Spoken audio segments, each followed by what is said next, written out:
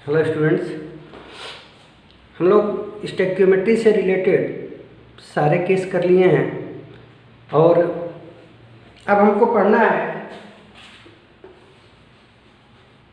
Concentration term.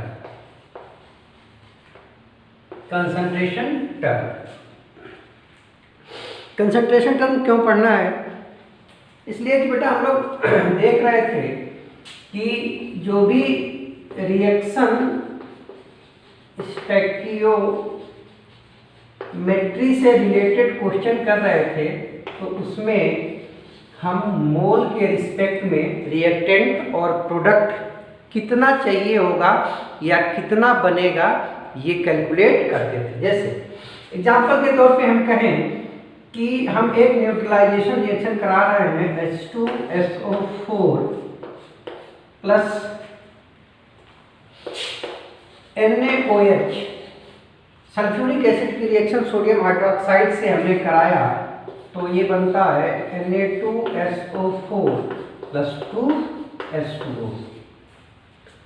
और अब तक हमने सीखा कि अगर ये बैलेंस केमिकल इक्वेशन है जो कि है तो इसकी स्टोइकियोमेट्री कोफिशिएंट 1 आएगा, इसका स्टोइकियोमेट्री कोफिशिएंट 2 आएगा, यहाँ पे स्टोइकियोमेट्री कोफिशिएंट 1 आएगा और यहाँ पे स्टोइकियोमेट्री कोफिशिएंट 2 आएगा।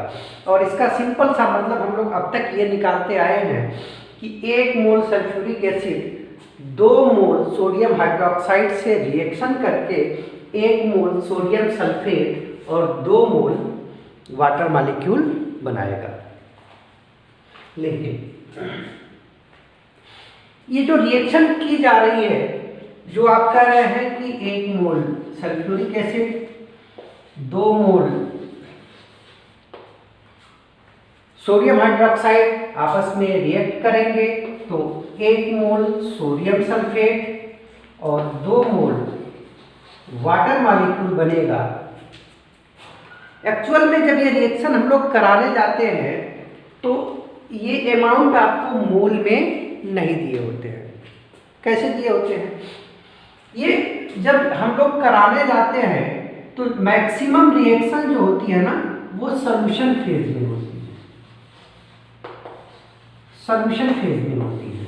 और सॉल्यूशन फेज में इनके डायरेक्ट मोल न देके इनका कंसंट्रेशन दिया होता है और फिर उस कंसंट्रेशन के हेल्प से हमको इनका मोल निकाल के और फिर प्रोडक्ट कितना बना या रिएक्टेंट कितना खर्च होगा ये हम कैलकुलेट करते हैं।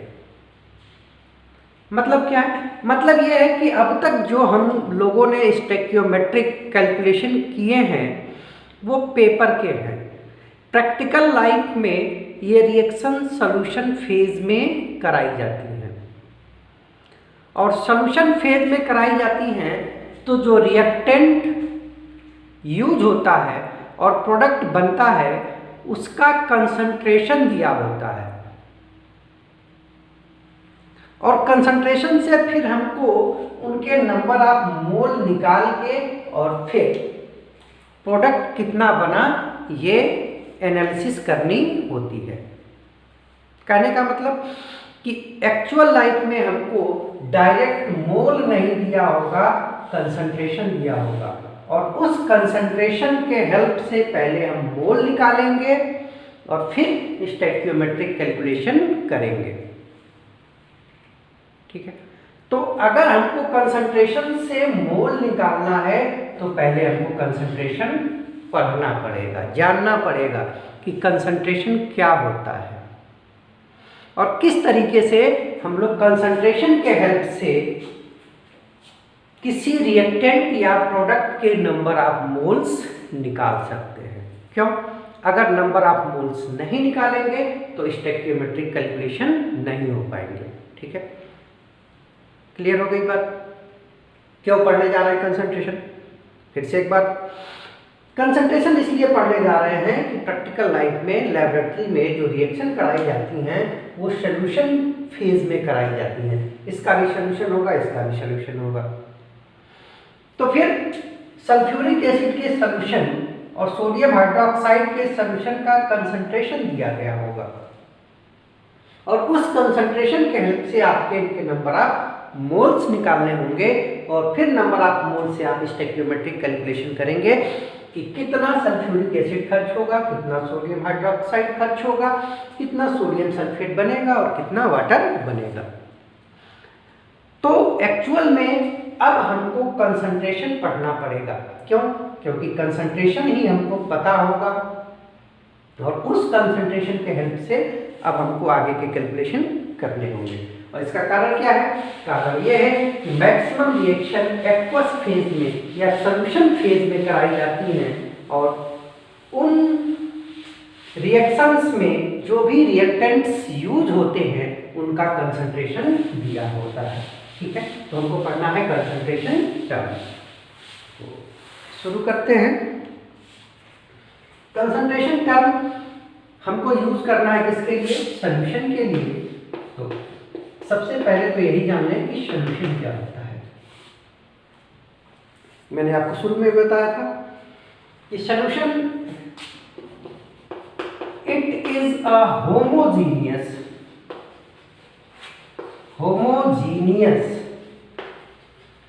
Mixture of two or more component. Solution एक होमोजीनियस मिक्सचर होता है दो या दो से अधिक कंपोनेंट्स का, इन विच जिसमें कि amount of components can be change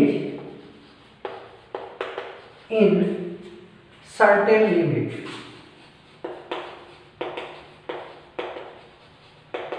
solution homogeneous mixture होता है दो या दो से अधिक कंपोनेंट्स का और उन कंपोनेंट्स का अमाउंट एक सर्टेन लिमिट तक आप चेंज कर सकते हैं। आप फ्री नहीं है, जितना चाहे उतना चेंज नहीं कर सकते हैं, उसमें एक लिमिट होती है।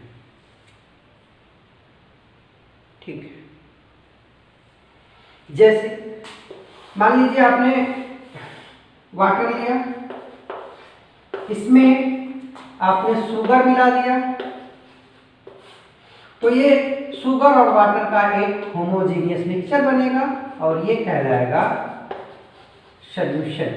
अब इस सॉल्यूशन में अभी आपने दो ही कंपोनेंट लिए हैं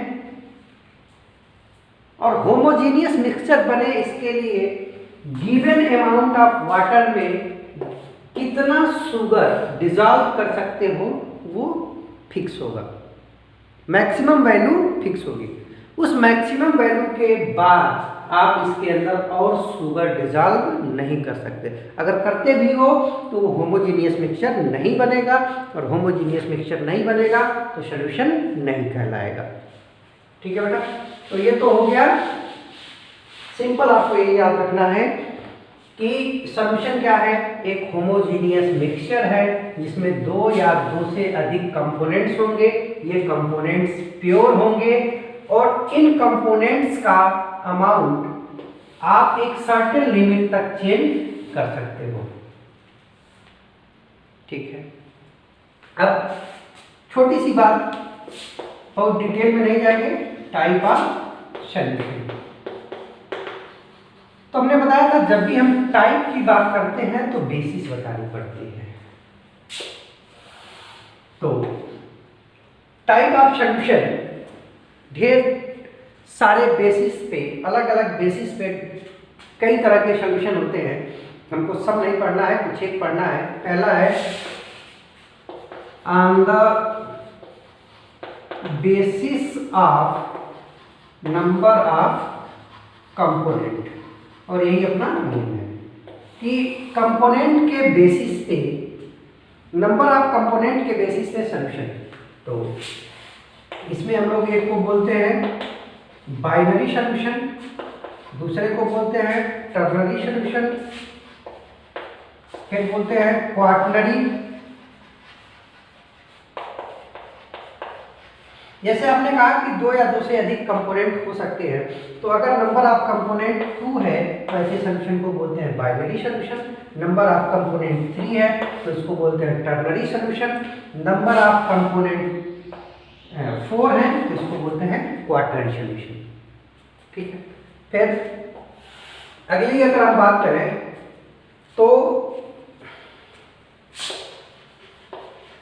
on the basis of amount of solute, solute उसमें कितना डाला गया है तो इसके बेसिस पे हम लोग बात करते हैं। एक होता है डाइल्यूट सॉल्यूशन। डाइल्यूट सॉल्यूशन का मतलब ये होता है कि ऐसा सॉल्यूशन जिसमें अमाउंट ऑफ सल्यूट कम हो, और दूसरा होता है कंसंट्रेटेड सॉल्यूशन, ऐसा सॉल्यूशन जिसमें अमाउंट ऑफ सल्यूट ज़्यादा हो। तो ये अलग अलग बेसिस पे अलग अलग टाइप ऑफ सॉल्यूशन हो जाते हैं। ठीक है, अब और भी इसमें आप टाइप ऑफ सॉल्यूशन पढ़ सकते हैं। जैसे अगर हम फिजिकल स्टेट की बेसिस पे बात करें, फिजिकल स्टेट सॉल्यूट और सॉल्वेंट के तो 9 तरह के सॉल्यूशन होते हैं। फिर सॉल्युबिलिटी पे बात करें तो 3 तरह के सॉल्यूशन होते हैं। उन 3 तरह में हम लोग बोलते हैं saturated solution, unsaturated solution, super saturated solution. तो हमको इन सब में नहीं जाना है, हमको मेन यहाँ पे पढ़ना है बाइनरी सॉल्यूशन। ठीक है, तो आ जाओ, बाकी डिटेल हम लोग क्लास 12 में पढ़ते हैं सॉल्यूशन के बारे में। यहाँ पे हम सिर्फ मोल कॉन्सेप्ट में जितना यूज होता है उसके हिसाब से पढ़ लेते हैं। हमें यहाँ पढ़ना है बाइनरी सॉल्यूशन। बाइनरी सॉल्यूशन हमने अभी आपको बताया, बाइनरी सॉल्यूशन वो सॉल्यूशन है जिसमें नंबर ऑफ कंपोनेंट्स कितने होंगे, 2 होंगे, और इन 2 कंपोनेंट्स में से एक कंपोनेंट को हम लोग बोलते हैं सल्यूट और दूसरे कंपोनेंट को बोलते हैं सॉल्वेंट। एक को बोलते हैं सल्यूट और दूसरे को बोलते हैं सॉल्वेंट। सल्यूट और सॉल्वेंट का सिंपल डिफिनीशन आपको समझ के रखना है कि वो कंपोनेंट जो लेस अमाउंट में होगा, उसको सल्यूट बोलेंगे, और जो कंपोनेंट लार्ज अमाउंट में होगा उसको बोलेंगे सॉल्वेंट। सल्यूट और सॉल्वेंट का कॉन्सेप्ट कहीं भी इससे नहीं है कि वो सॉलिड है, लिक्विड है कि गैस है। सिर्फ इसका सिंपल कॉन्सेप्ट है कि जो लेस अमाउंट में होगा वो सल्यूट होगा और जो लार्ज अमाउंट में होगा वो सॉल्वेंट होगा। समझ लो, जैसे देखो 250 ml वाटर है और इसमें 10 ग्राम शुगर मिला दिया, 10 ग्राम शुगर मिला दिया, तो 250 ml वाटर ज़्यादा है, अमाउंट इसका ज़्यादा है, तो यहाँ पे इस केस में वाटर क्या होगा, सॉल्वेंट होगा, और शुगर का अमाउंट कम है तो ये सल्यूट होगा। रिवर्स कर लो, आपने 250 ग्राम शुगर ले लिया और इसमें 10 ml वाटर मिला दिया, तो अब लार्जर अमाउंट में क्या है, शुगर है, तो सेकंड वाले केस में, इस केस में शुगर सॉल्वेंट होगा और वाटर क्या होगा, सल्यूट होगा। तो सल्यूट और सॉल्वेंट का कॉन्सेप्ट उसके फिजिकल स्टेट पे बेस्ड नहीं है, यह है अमाउंट पे बेस्ड। जिसका अमाउंट ज़्यादा वो सॉल्वेंट, जिसका अमाउंट कम वो सल्यूट। ठीक है, अब इसमें थोड़ा सा एक क्रिटिकल केस आ जाता है। क्रिटिकल केस क्या आ जाता है, आप ये कहोगे कि अगर दोनों का अमाउंट सेम है, तो अगर दोनों का अमाउंट सेम है तो जो फिजिकल स्टेट सॉल्यूशन का होगा वही डिसाइड करेगा कि सॉल्वेंट कौन है। दोनों का अमाउंट सेम है तो सॉल्यूशन का फिजिकल स्टेट और सॉल्वेंट का फिजिकल स्टेट सेम होगा। ठीक है, और दोनों के दोनों सेम फेज के हैं। जैसे सपोज करो हमने 20 ml एल्कोहल ले लिया C2H5OH और 20 ml वाटर में इसको मिक्स कर दिया, तो अमाउंट भी सेम है और दोनों के फिजिकल स्टेट भी सेम है। तो फिर आपकी मर्जी है, जिसको चाहे उसको सॉल्यूट मान लो, जिसको चाहे उसको सॉल्वेंट मान लो। ठीक है बेटा, तो ये हो गया बाइनरी सॉल्यूशन के बारे में। अब हम लोग बात करते हैं कंसंट्रेशन की, जो कि हमारा मेन टॉपिक है। कंसंट्रेशन का मतलब है गाढ़ापन से।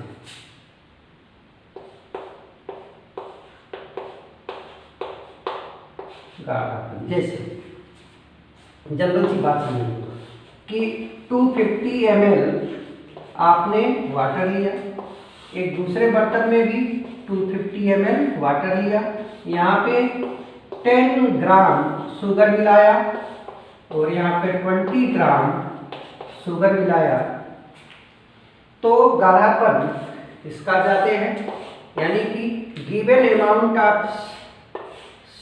सॉल्वेंट में जहाँ पे सल्यूट ज़्यादा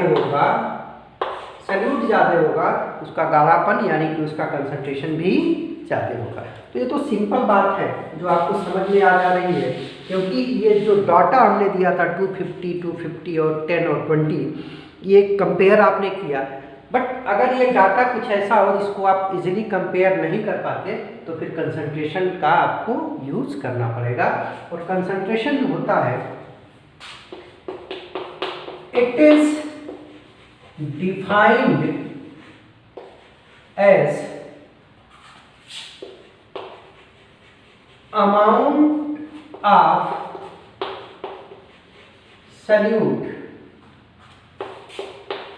पर अमाउंट ऑफ सॉल्वेंट या सॉल्यूशन।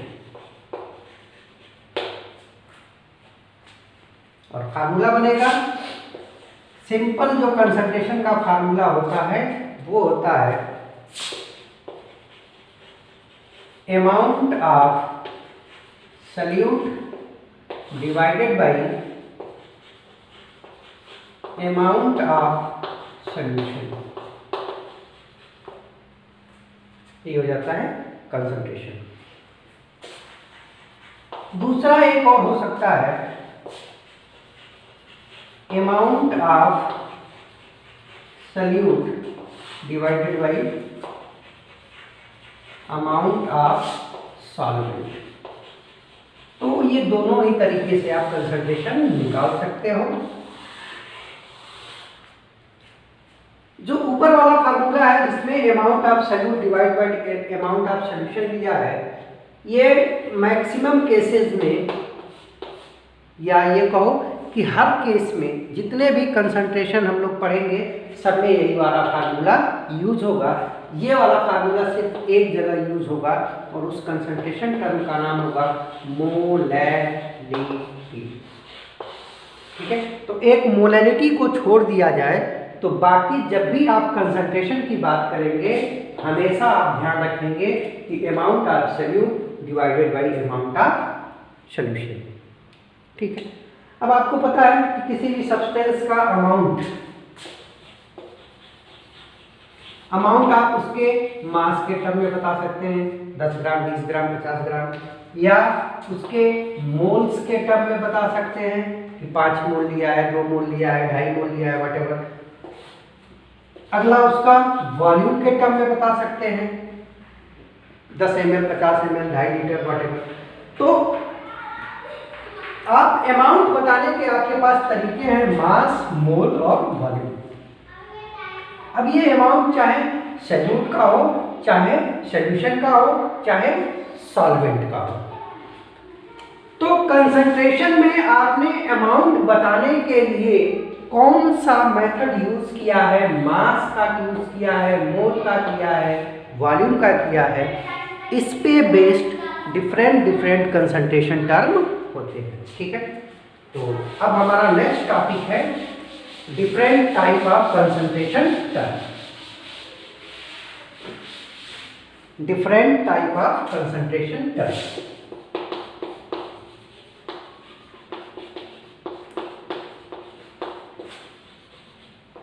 Concentration term. ध्यान रखना बेटा कि कंसंट्रेशन का मतलब हमेशा होगा amount of solute divided by amount of solution. इस जनरल फार्मूले का सिर्फ एक एक्सेप्शन है और वो है मोलैरिटी। और मोलैरिटी के केस में इसको हम स्मॉल एम से रिप्रेजेंट करते हैं, तो यहाँ पे हम लोग रखते हैं अमाउंट ऑफ सॉल्यूट और सॉल्यूशन के जगह पे हम लोग सॉल्वेंट लेते हैं। और इसके अलावा कोई भी कंसंट्रेशन टर्म होगा तो amount of solute divided by amount of solution. ठीक है, अब देखना सॉल्यूशन है, बाइनरी सॉल्यूशन की ही बात कर रहे हैं तो दो ही कंपोनेंट हैं, एक होगा सॉल्यूट और दूसरा होगा सॉल्वेंट। आपको इस चीज को बहुत अच्छे से ध्यान रखना है कि सॉल्यूशन में सॉल्यूट और सॉल्वेंट दोनों होंगे। सॉल्यूट का अमाउंट और सॉल्वेंट का अमाउंट ऐड करोगे तो सॉल्यूशन का अमाउंट आएगा। और फार्मूले में आपको ध्यान रखना है कि सॉल्यूशन बोला जा रहा है, सॉल्यूट बोला जा रहा है कि सॉल्वेंट बोला जा रहा है। सॉल्वेंट अकेला सॉल्वेंट, सॉल्यूट अकेला सॉल्यूट और सॉल्यूशन सॉल्यूट प्लस सॉल्वेंट। ठीक है, चलो ये कुछ छोटी छोटी बातें ध्यान रखेंगे तो कैलकुलेशन में आपसे मिस्टेक्स नहीं होंगी। अब देखो जैसे different type of concentration term में पहला कंसंट्रेशन टर्म होता है परसेंटेज कंसंट्रेशन। परसेंट का मतलब होता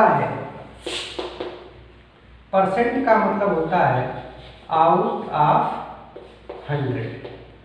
मतलब कि आप अब जो कंसंट्रेशन बताने जा रहे हैं, ये बताने जा रहे हैं अमाउंट ऑफ सॉल्यूट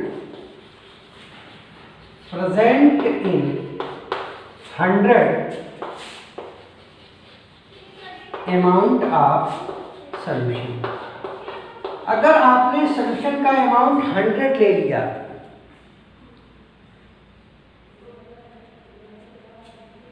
सॉल्यूशन का अमाउंट आपने 100 एज्यूम कर लिया है तो उस 100 अमाउंट में जो सॉल्यूट का अमाउंट होगा वही उस सॉल्यूशन का परसेंटेज कंसंट्रेशन कहलाएगा। जैसे मान लीजिए हमने आपसे कहा 30% ग्लूकोज सॉल्यूशन, हमने कहा 30% ग्लूकोज सॉल्यूशन, तो इसका मतलब कि जो ग्लूकोज का सॉल्यूशन है, ग्लूकोज सॉल्यूशन है उसका अमाउंट आपने लिया है 100 और उस 100 में से 30 क्या है, ग्लूकोज है और बाकी जो 70 है वो सॉल्वेंट है। अगर ये एक्वस सॉल्यूशन है तो 70 अमाउंट किसका हो जाएगा, वाटर का। तो परसेंटेज कंसंट्रेशन का सिंपल मतलब हुआ कि आप पहले से ही ये मान के चल रहे हैं कि सॉल्यूशन कितना है, 100 है और उस 100 अमाउंट ऑफ सॉल्यूशन में जितना सॉल्यूट होगा वही उसका परसेंटेज कंसंट्रेशन होगा। जैसे मैंने आपको समझाया कि 30% ग्लूकोज का एक्वस सॉल्यूशन है तो इसका मतलब कि आपने 70 ml या ग्राम वाटर में आपने 30 ग्राम ग्लूकोज मिलाया है, ठीक है, ये 30 क्या हो जाएगा, परसेंट हो जाएगा, ठीक है। जनरल फार्मूले की बात करें तो परसेंटेज कंसंट्रेशन का जनरल फार्मूला होता है, परसेंटेज कंसंट्रेशन का जनरल फार्मूला होता है amount of solute divided by amount of solution, और परसेंट है तो इंटू 100, तो ये हो गया परसेंटेज कंसंट्रेशन। जैसे आपसे ये कहा गया कि 250 ग्राम वाटर है और इसमें 50 ग्राम ग्लूकोज मिलाया गया, तो इसका परसेंटेज कंसंट्रेशन क्या होगा, तो परसेंटेज कंसंट्रेशन होता है अमाउंट ऑफ सल्यूट, जो कम है वो सल्यूट हो गया 50, अमाउंट ऑफ सॉल्यूशन, सॉल्यूशन में सल्यूट और सॉल्वेंट दोनों आएंगे, तो 50 प्लस 250 इंटू 100, ठीक है, 50 इंटू 100 अपॉन 300, इसको सॉल्व करेंगे तो आ जाएगा परसेंटेज कंसंट्रेशन 30/3, और इस 30/3 का मतलब ये हुआ कि अगर ये सॉल्यूशन 100 ग्राम लिया गया है तो उस 100 ग्राम में से 50/3 ग्राम ग्लूकोज है और बाकी बचा हुआ वाटर है, ठीक है। तो ये हो गया जनरल फार्मूला परसेंटेज कंसंट्रेशन। अब दोबारा से वही बात कि ये तो जनरल फार्मूला हो गया परसेंटेज कंसंट्रेशन का, और जब भी परसेंटेज कंसंट्रेशन निकालेंगे तो ऊपर रखेंगे अमाउंट ऑफ सल्यूट और नीचे रखेंगे अमाउंट ऑफ सॉल्यूशन और मल्टीप्लाई कर देंगे 100 से। अब फिर वही बात कि सल्यूट के अमाउंट को आप वेट से बता सकते हो या इसके वॉल्यूम से बता सकते हो, सॉल्यूशन का अमाउंट भी आप वेट से बता सकते हो या वॉल्यूम से बता सकते हो। तो कौन सा तरीका आपने एडॉप्ट किया है, उस बेसिस पे जो परसेंटेज कंसंट्रेशन आएगा वो आ जाएगा परसेंटेज वेट बाय वेट। अगर ऊपर भी आपने वेट बताया है, नीचे भी बताया है, तो ये हो जाएगा percentage weight by wait. Second concentration आपने ऊपर वेट बताया है, नीचे वॉल्यूम बताया है, ये हो जाएगा परसेंटेज वेट बाय वॉल्यूम। और थर्ड, ऊपर भी आपने वॉल्यूम बताया, नीचे भी वॉल्यूम बताया है, ये हो जाएगा परसेंटेज वॉल्यूम बाय वॉल्यूम, ठीक है। तो परसेंटेज में भी 3 हो सकते हैं। चलो अब इन तीनों को एक एक करके हमको देखना है। तो पहले हम लोग लिखते हैं percentage weight by wait. First हो जाएगा percentage weight by weight concentration, या इसी का दूसरा नाम होता है percentage mass by mass. Chemistry में मास और वेट एक दूसरी की जगह पे यूज हो सकते हैं। फिजिक्स के जैसे फिजिक्स में वेट का बिल्कुल अलग मतलब है और मास का बिल्कुल अलग मतलब है, बट केमिस्ट्री में आप मास और वेट को एक जैसी फिजिकल क्वांटिटी ट्रीट कर सकते हैं। तो परसेंटेज वेट बाय वेट या परसेंटेज मास बाय मास, या सिंपली इसको लिखते हैं परसेंटेज बाय वेट या परसेंटेज बाय मास, ठीक है। इनमें से आपको कुछ भी क्वेश्चन में लिखा हो सकता है, ये पूरा लिखा हो सकता है percentage weight by weight concentration या percentage mass by mass concentration, या सिंपली लिखा हो सकता है परसेंटेज बाय वेट या परसेंटेज बाय मास। और रिप्रेजेंट कैसे करेंगे, परसेंटेज का साइन लगाएंगे, वेट के लिए W बाई W, या अगर आप इसको मास के रूप में लिख रहे हैं तो परसेंटेज M बाई M। तो ये सारे रिप्रेजेंटेशन हो गए percentage weight by wait, mass, percentage mass by mass, percentage by wait, percentage by mass, percentage W by W या परसेंटेज M बाई M। और इसको डिफाइन कैसे करते हैं? हमने कहा परसेंटेज हमेशा 100 में कैलकुलेट करेंगे और वेट है तो अमाउंट जो बता रहे हैं वो ग्राम में। तो परसेंटेज वेट बाई वेट का मतलब हो गया अमाउंट ऑफ सल्यूट इन ग्राम, किसमें? ग्राम में। Amount of solute in gram present in 100 amount या 100 ग्राम present in 100 gram of solution. Percentage weight by wait में आपने जो टोटल सॉल्यूशन लिया है वो 100 ग्राम लिया है और इस 100 ग्राम में कितने ग्राम सल्यूट के प्रेजेंट हैं वही कहलाएगा परसेंटेज वेट बाई वेट। जैसे सपोज करो हमने लिया 350 ग्राम वाटर, इसमें मिला दिया 50 ग्राम ग्लूकोज, तो वेट ऑफ सल्यूट कितना हुआ बेटा? वेट ऑफ सल्यूट हुआ 50 ग्राम।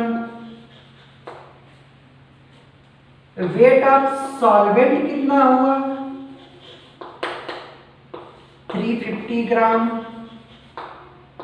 वेट ऑफ सॉल्यूशन कितना हुआ? सॉल्यूशन का मतलब हमेशा होता है सॉल्यूट प्लस सॉल्वेंट, तो 350 प्लस 50 यानी कि 400 ग्राम। अब 400 ग्राम सॉल्यूशन में जो सल्यूट है वो 50 ग्राम है, तो परसेंटेज निकालना है तो हमको जो सॉल्यूशन है उसको 100 ग्राम मानना पड़ेगा। देखो जनरल यूनिटरी मेथड से करें तो क्या करेंगे कि 400 ग्राम सॉल्यूशन में 400 ग्राम सॉल्यूशन में जो सल्यूट है वो कितना है? 50 ग्राम सल्यूट है। तो 1 ग्राम सॉल्यूशन में सल्यूट कितना हो जाएगा? 50/400। हमें परसेंटेज के लिए निकालना कितना है? 100 ग्राम में। 100 ग्राम में कितना हो जाएगा? 50 × 100/400। और 100 ग्राम सॉल्यूशन में जो अमाउंट ऑफ सल्यूट होगा यही कहलाएगा परसेंटेज वेट बाई वेट। तो ये आ गया परसेंटेज वेट बाई वेट। अब देखो इसमें हमने जनरल किया क्या है? जनरल क्या किया है? 50 क्या है? अगर हमको परसेंटेज W बाई W का जनरल फार्मूला निकालना है तो 50 क्या है? अमाउंट ऑफ सल्यूट इन ग्राम। 400 क्या है? अमाउंट ऑफ सॉल्यूशन इन ग्राम और मल्टीप्लाई कर दिया है 100 से। तो देखो यही तो बात आ गया। हमने कहा था percentage amount of salute amount of solution into 100। अब वेट बाई वेट है तो सल्यूट का भी अमाउंट ग्राम में लेंगे और सॉल्यूशन का भी अमाउंट ग्राम में लेंगे और 100 से मल्टीप्लाई कर देंगे। ठीक है ना? बड़ी सिंपल सी चीज़ें हैं, थोड़ा सा आपको ध्यान रख के चलना है, कहीं पे कोई दिक्कत नहीं आएगी। तो ठीक है बेटा। तो परसेंटेज W बाई W का जनरल फार्मूला आपके पास जो निकल के आया वो आया अमाउंट ऑफ सल्यूट इन ग्राम। कितने ग्राम सल्यूट आपने मिलाया है divided by amount of solution in gram into 100। तो ये जनरल फार्मूला हो गया परसेंटेज W/W का। अब आपको ये पता है, जनरली हमसे यही दिक्कत होती है सॉल्यूशन की जगह पे। हमें अमाउंट ऑफ सॉल्यूट इन ग्राम ले लेना है और इसको डिवाइड करना है अमाउंट ऑफ सॉल्यूशन से। और मैं आपको बता चुका हूं कि अमाउंट ऑफ सॉल्यूशन का मतलब हो गया अमाउंट ऑफ सॉल्यूट किसमें, ग्राम में, plus amount of solvent, solvent किसमें, ग्राम में, इंटू 100। तो बस एक चीज आपको ये ध्यान रखना है कि सॉल्यूशन के लिए आपको सॉल्यूट और सॉल्वेंट दोनों को ऐड करना है। तो ये हो गया परसेंटेज कंसंट्रेशन। अब देखो जब इसकी कुछ बात करें, ये ऊपर भी ग्राम है नीचे भी ग्राम है, तो ग्राम से ग्राम कैंसिल हो जाएगा। तो परसेंटेज W/W ये यूनिट लेस होगा, इसकी कोई यूनिट नहीं होगी, इसका कोई डायमेंशन नहीं होगा। ठीक है, डायमेंशन लेस और यूनिट लेस कंसंट्रेशन टर्म होता है। ठीक है, अब जनरल मतलब क्या होगा इसका, जैसे हमने कहा कि एक्वस ग्लूकोज सॉल्यूशन है, हमारे पास एक एक्वस ग्लूकोज सॉल्यूशन है और इसका कंसंट्रेशन है 30% W/W। तो हम इसका मतलब क्या समझेंगे, 30% W/W, इसका मतलब है कि 30 gram glucose is present in 100 gram of aqueous solution of glucose। मतलब आपने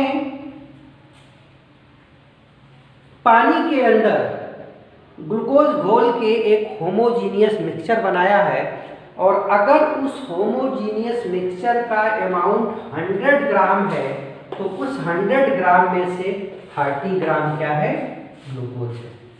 इसका दूसरा मतलब आप क्या लगा सकते हो कि 30 ग्राम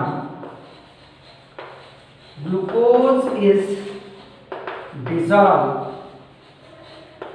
इन 70 ग्राम ऑफ वाटर। दोनों का मतलब सेम ही है।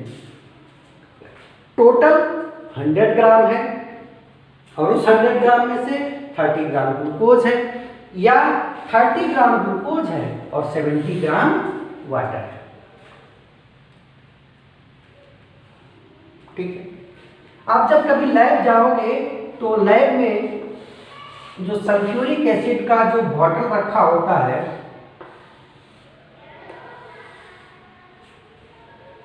इस पे लिखा होता है कंसंट्रेटेड H2SO4 और वहीं पे नीचे लिखा होगा 98% वेट बाई वेट।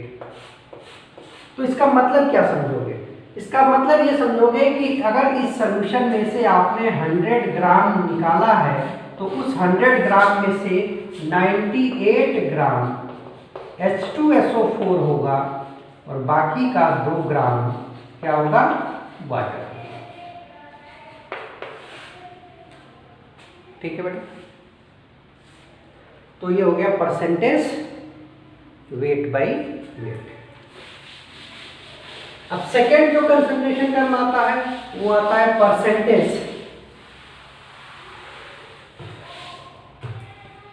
सेकेंड है परसेंटेज वेट बाई वॉल्यूम। तो सिंपली इसको लिखते हैं परसेंटेज वेट बाई वॉल्यूम, या पूरा डिटेल में लिख सकते हैं परसेंटेज वेट बाई वॉल्यूम। ठीक है, अब आपने कहा कि कंसंट्रेशन का मतलब है अमाउंट ऑफ सॉल्यूट और नीचे अमाउंट ऑफ सॉल्यूशन परसेंटेज है तो 100 से मल्टीप्लाई कर दिया। अब परसेंटेज वेट बाई वॉल्यूम है, तो वेट ये ऊपर वाला किसके लिए होता है, सॉल्यूट के लिए। तो सॉल्यूट का अमाउंट अब किस में लेंगे, ग्राम में, और नीचे वाला क्या होता है, अमाउंट ऑफ सॉल्यूशन। V है मतलब वॉल्यूम लिया है तो इसको लेंगे ml में। तो परसेंटेज वेट बाई वॉल्यूम बनेगा अमाउंट ऑफ सॉल्यूट इन ग्राम, और इसको डिवाइड करेंगे amount of solution in ml, और परसेंटेज है तो 100 से मल्टीप्लाई कर देंगे। तो ये फार्मूला बन जाएगा परसेंटेज वेट बाई वॉल्यूम। और परसेंटेज वेट बाई वॉल्यूम की यूनिट क्या होगी बेटा, अमाउंट ऑफ सॉल्यूट ग्राम में लिया है तो ग्राम हो जाएगा, और वॉल्यूम ऑफ सॉल्यूशन ml में लिया है तो ml हो जाएगा। तो इसकी यूनिट होगी ग्राम पर ml। अगर आप वॉल्यूम लीटर में लेते हो तो ग्राम पर लीटर हो जाएगा। वो जो भी आपने यूनिट चूज किया है उसके हिसाब से हो जाएगा, ठीक है। जैसे सपोज करो कि हमसे कहा गया कि 20 gram glucose is dissolved in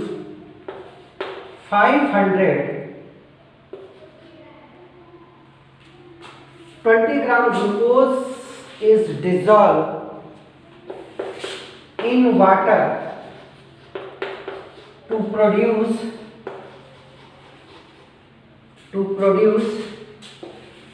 500 ml aqueous glucose solution, then calculate percentage weight by volume concentration of solution। तो परसेंटेज वेट बाई वॉल्यूम का फार्मूला होता है अमाउंट ऑफ सॉल्यूट किसमें, ग्राम में, अमाउंट ऑफ सॉल्यूशन किसमें, ml में, और परसेंटेज है तो 100। अब जब आप क्वेश्चन पढ़ोगे तो आपको समझ में आएगा कि 20 ग्राम ग्लूकोज इज डिसॉल्व, यानी कि अमाउंट ऑफ सॉल्यूट कितना हो गया, 20 ग्राम इन वाटर, पानी में घोला जाता है, to produce 500 ml aqueous glucose solution. तो यहाँ पे आपको लैंग्वेज से पता चलेगा कि जो 500 ml है ये वॉल्यूम है किसका, सॉल्यूशन का, यानी कि टोटल वॉल्यूम ऑफ सॉल्यूशन कितना हो गया, 500 ml। परसेंटेज निकालना है तो 100 से मल्टीप्लाई कर देंगे, 4% वेट बाई वॉल्यूम, या ये हो जाएगा 4% ग्राम पर मिनट, ठीक। तो इस तरीके से आप इसको कर सकते हैं। थर्ड जो कंसंट्रेशन टर्म है वो है परसेंटेज वॉल्यूम बाई वॉल्यूम। इसमें हम लोग अमाउंट ऑफ सॉल्यूट भी ml में लेंगे और अमाउंट ऑफ सॉल्यूशन भी ml में लेंगे। तो क्या बनेगा, परसेंटेज वॉल्यूम बाई वॉल्यूम हो जाएगा volume of solute in ml divided by volume of solution in ml, और परसेंटेज है तो 100, ठीक है। इसके बाद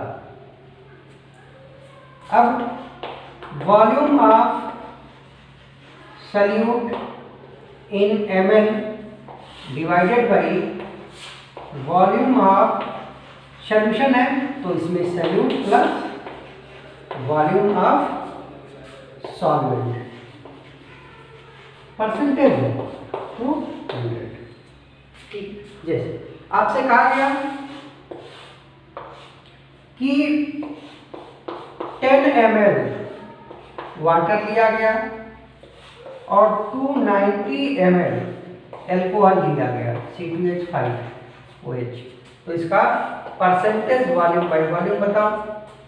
तो percentage volume by volume, volume of salute 10, volume of solution, solution में सल्यूट भी होगा सॉल्वेंट भी होगा, तो 10 प्लस 290 इंटू 100 कितना हो जाएगा 10 इंटू 100 अपॉन 300 कट गया 10/3, तो ये आ गया आंसर। ठीक है बेटा, तो ये हो गए कंसंट्रेशन टर्म परसेंटेज के टर्म में। अब परसेंटेज रिलेटिवली एक बड़ा कंसंट्रेशन होता है, परसेंटेज कंसंट्रेशन रिलेटिवली बड़ा कंसंट्रेशन टर्म होता है। अगर अमाउंट ऑफ सल्यूट बहुत बहुत कम हो, जैसे कि आप एयर में जो डस्ट पार्टिकल होता है या इम्प्योरिटीज होती हैं या पॉल्यूटेंट होते हैं, तो एयर में उनका अमाउंट बहुत कम होता है, या वाटर में जो मिनरल डिजॉल्व होते हैं उनका अमाउंट बहुत बहुत कम होता है। तो ऐसे केस में जहाँ पे अमाउंट ऑफ सल्यूट बहुत कम है, तो हम लोग परसेंटेज कंसंट्रेशन न बता के एक नया कंसंट्रेशन बताते हैं और उसको बोलते हैं ppm कंसंट्रेशन। और ppm का मतलब होता है पार्ट्स पर मिलियन, और मिलियन का मतलब होता है 10⁶। यानी कि आप जब परसेंटेज कंसंट्रेशन बता रहे थे तो परसेंटेज कंसंट्रेशन में 100 अमाउंट ऑफ सॉल्यूशन में अमाउंट ऑफ सल्यूट बता रहे थे। अब ppm कंसंट्रेशन में आप जो कंसंट्रेशन बताएंगे वो 10⁶ अमाउंट सॉल्यूशन में अमाउंट ऑफ सल्यूट बताएंगे। तो सिंपली ppm कंसंट्रेशन का फार्मूला क्या बनेगा, amount of solute divided by amount of solution. ये तो जनरल कंसंट्रेशन का टर्म हो गया, और ये एक अमाउंट में एक अमाउंट सॉल्यूशन में अमाउंट ऑफ सल्यूट बताता है। अगर परसेंटेज करना था तो इंटू 100 कर देते थे, और अगर ppm करना है तो 100 के जगह पे अब क्या कर देंगे इंटू 10⁶। तो ये जनरल टर्म हो गया, जनरल फार्मूला हो गया ppm कंसंट्रेशन का। अब फिर वही बात है कि अमाउंट ऑफ सल्यूट आप मास और वॉल्यूम के टर्म में बता सकते हो, तो ppm भी हो सकता है वेट बाई वेट, ppm हो सकता है वेट बाई वेट। तो इसके लिए फार्मूला क्या बनेगा, amount of solute in gram divided by amount of solution in gram into 10⁶। अगर आपको ppm वेट बाई वॉल्यूम निकालना है तो क्या हो जाएगा, amount of solute in gram divided by amount of solution in ml volume है, और ppm निकालना है तो 10⁶। सिमिलरली अगर ppm वॉल्यूम बाई वॉल्यूम निकालना है तो क्या बनेगा formula, amount of solute in ml divided by amount of solution, volume by volume है तो ऊपर भी ml नीचे भी ml, और ppm निकालना है तो 10⁶। ठीक है। जैसे कहा जाता है कि वाटर में फ्लोराइड 1 ppm होता है। वाटर में जो फ्लोराइड का कंसंट्रेशन होता है 1 ppm होता है। इसका मतलब कि अगर आपने 10⁶ ग्राम वाटर लिया है तो उसमें 1 ग्राम फ्लोराइड होगा। ठीक है, सिंपल है बेटा। सिंपल सिर्फ कंसंट्रेशन एक अमाउंट सोल्यूशन में अमाउंट ऑफ सॉल्यूट होता है। Percentage concentration 100 amount of solution में अमाउंट ऑफ सॉल्यूट होता है, और ppm concentration 10⁶ amount of solution में अमाउंट ऑफ सॉल्यूट होता है। ठीक है, तो ये बहुत बेसिक चीजें थी, ये हमें बीच बीच में हेल्प करेंगी मोल निकालने में। ठीक है, अब जो सबसे इंपॉर्टेंट कंसंट्रेशन टर्म है जो इस चैप्टर में सबसे ज्यादा यूज होगा वो है मोलैरिटी। इसको बोलते हैं मोलैरिटी, और इसको रिप्रेजेंट करते हैं कैपिटल एम से। मोलैरिटी है, रिप्रेजेंट करेंगे कैपिटल एम से, और इसको डिफाइन कैसे करते हैं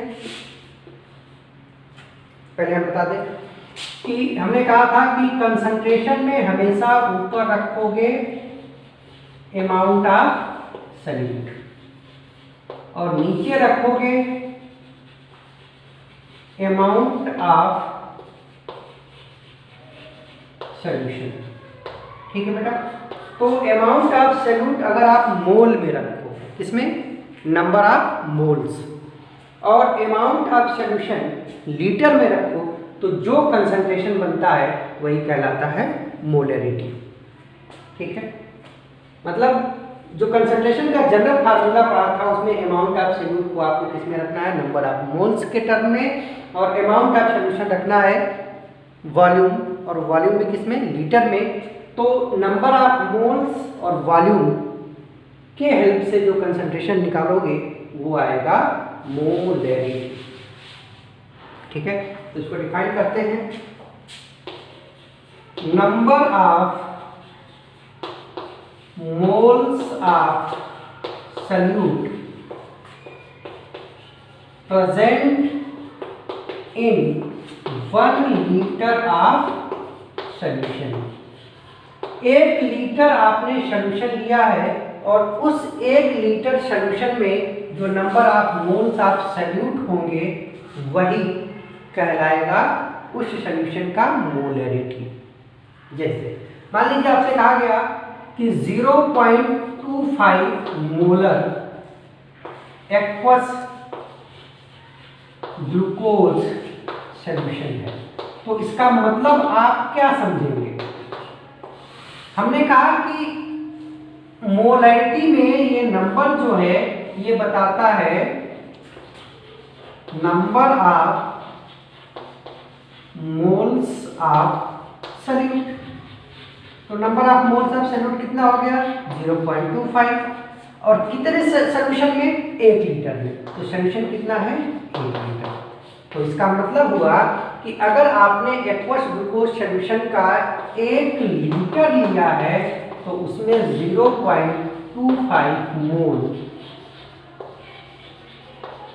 ग्लूकोज प्रेजेंट है। जैसे हमने कहा कि एक सॉल्यूशन है 2.5 मोलर, तो इसका मतलब क्या हुआ कि 1 लीटर में 2.5 मोल जो भी सॉल्यूट है वो प्रेजेंट है। हमने कहा कि सल्फ्यूरिक एसिड का H2SO4 का 18 मोलर सॉल्यूशन लिया गया है, तो इसका मतलब हुआ कि 1 लीटर सॉल्यूशन में 18 मोल H2SO4 प्रेजेंट है। ठीक, सिंपली मोलैरिटी 1 लीटर में जो number of moles of solute होते हैं वो बताता है। ठीक है बेटा। अब चलो, ये तो डेफिनेशन हो गई कि 1 लीटर सॉल्यूशन में जो number of moles of solute होंगे वही उस सॉल्यूशन की मोलैरिटी होगी। तो अगर हम फार्मूले की बात करें तो मोलैरिटी क्या है? Number of moles of solute present in 1 litre of solution. ठीक है। अब सपोज करो कि हमने सॉल्यूशन लिया है जिसका वॉल्यूम V लीटर है, इसमें N मोल सॉल्यूट मिलाया है, तो इसकी मोलैरिटी क्या हो जाएगी? 1 लीटर में V लीटर में N मोल है, तो 1 लीटर में N/V, तो ये हो गया मोलैरिटी। अगर मान लो कि जो सॉल्यूट मिलाया गया है इसका वेट W ग्राम है और मोलर मास M है, तो नंबर ऑफ मोल कैसे निकाल, ये वॉल्यूम किस में रखेंगे बेटा? लीटर में। नंबर ऑफ मोल कैसे निकालते हैं? वेट सॉल्यूट का डिवाइडेड बाय सॉल्यूट का मोलर मास इनटू वॉल्यूम किसमें? लीटर में। तो ये अगला फार्मूला हो गया। आपका मन है कि वॉल्यूम ml में ना लीटर में ना लेके ml में ले लो, तो ये हो जाएगा W weight of solute divided by इसका molar mass into volume ml में लोगे तो ml को हमको डिफिनीशन के हिसाब से चेंज करना है लीटर में, तो ml को लीटर में चेंज करने के लिए 1000 से डिवाइड करोगे, और जब डिवाइड करोगे तो ये चीज चली जाएगी ऊपर, तो ये हो जाएगा 1000। ठीक है। तो ये हो गया मोलैरिटी का फार्मूला। कैसे निकालेंगे मोलैरिटी? अगर नंबर ऑफ मोल्स और वॉल्यूम दिया है तो number of moles of solute में वॉल्यूम लीटर से डिवाइड कर देंगे तो मोलैरिटी आ जाएगी। अगर नंबर ऑफ मोल न देके वेट दिया है तो वेट अपॉन मोलर मास और नीचे ही होगा वॉल्यूम लीटर में, तो ये भी आपको सॉल्यूशन की मोलैरिटी बता देगा। अगर वॉल्यूम लीटर में न देके ml में दिया है तो आप ऊपर 1000 से मल्टीप्लाई कर दोगे। ठीक है बेटा। इसी चीज को थोड़ा सा और आगे बढ़ाते हैं, एक साथ हम लोग करते हैं कि हमने देखा कि मोलैरिटी बराबर है number of moles of solute divided by volume of solution. ये सबका मतलब ध्यान रखना बेटा, और ये सॉल्यूशन का वॉल्यूम किस में रखेंगे? लीटर में। अब नंबर ऑफ मोल्स कैसे निकालते हैं? Wait of solute divided by molar mass of solute into volume किसमें? लीटर में। अगले स्टेप में अगर आपको वेट और ये वेट ऑफ सॉल्यूट किसमें रखेंगे? ग्राम में। ठीक है। वॉल्यूम लीटर के बजाय ml में दिया है तो W solute into 1000 divided by molar mass into volume